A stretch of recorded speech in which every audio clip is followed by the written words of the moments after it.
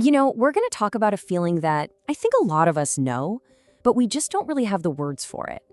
It's that quiet, really private kind of loneliness, the kind that can sneak up on you even when you're surrounded by people you love. I mean, we're usually taught to think about loneliness in this one very specific way, right? But what if that whole definition is, well, incomplete? What if loneliness doesn't always mean being alone? Because really, some of the most profound, deep-seated loneliness has absolutely nothing to do with being by yourself. It's that strange paradox, right? Of being in a crowded room, or maybe at a big family dinner, or even just sitting right next to someone you love.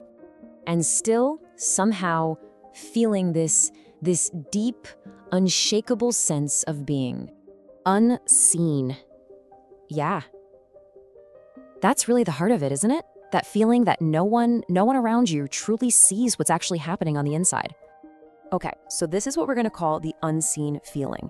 It's that specific kind of loneliness that, well, it doesn't shout. It just hides in plain sight, tucked away inside what looks to everyone on the outside like a totally full and happy life. And it's not some big, dramatic crisis, not at all. It's like a quiet ache, a constant background hum that just keeps telling you that something important is missing.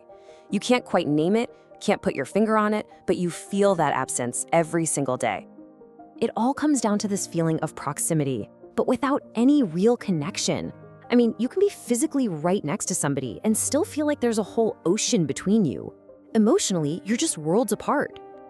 So the big question is, how does this happen, right? How does that ocean form between us and the people we really care about?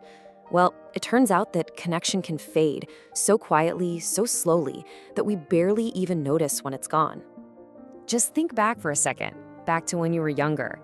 There was this ease to connection, wasn't there? We would just talk without overthinking every single word. We'd share things without being afraid.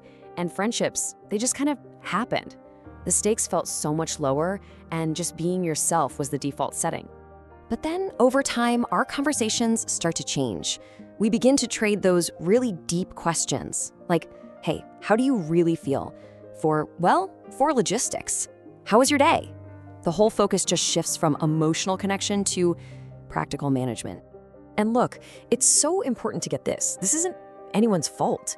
It's just life gets incredibly demanding. We learn how to manage schedules and responsibilities and routines. We learn how to function. And somewhere in that process, we can actually forget how to simply connect.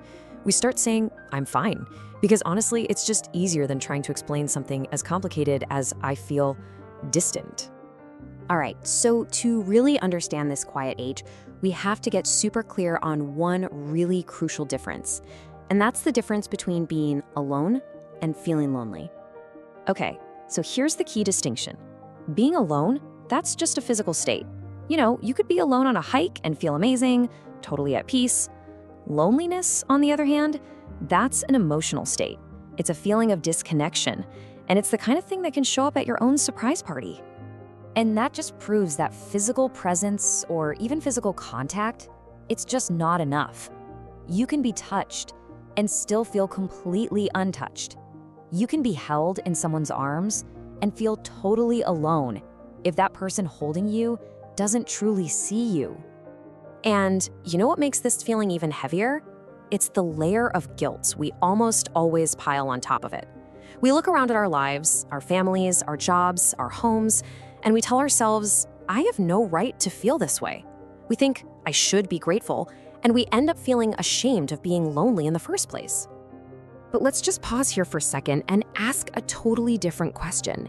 What if this feeling isn't a personal failure? What if it's not something you should be ashamed of at all? So this is where we're gonna reframe this whole experience. Because this feeling isn't a failure.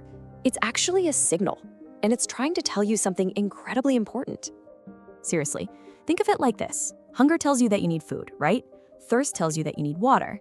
Well, this feeling, it's just a quiet, vital message coming from somewhere deep inside you. And here's what that signal is actually saying. It's not telling you that you need more company or you need to be busier.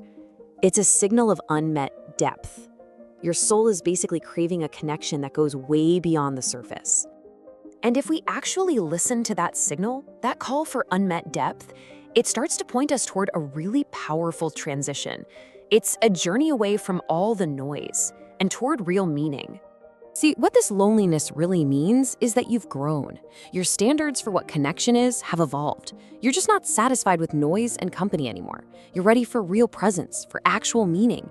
And that's why shallow small talk can feel so draining, so exhausting. It's like you're trying to speak a language that just doesn't say what you need to say anymore. So the journey that this loneliness is inviting you on, it's a pretty profound one. It's a move from surface to depth, from the noise of distraction to the quiet of meaning. And maybe most importantly, it's a shift away from performing for other people and toward just being yourself. So let's end with this. This is the real question that your loneliness is asking you to think about.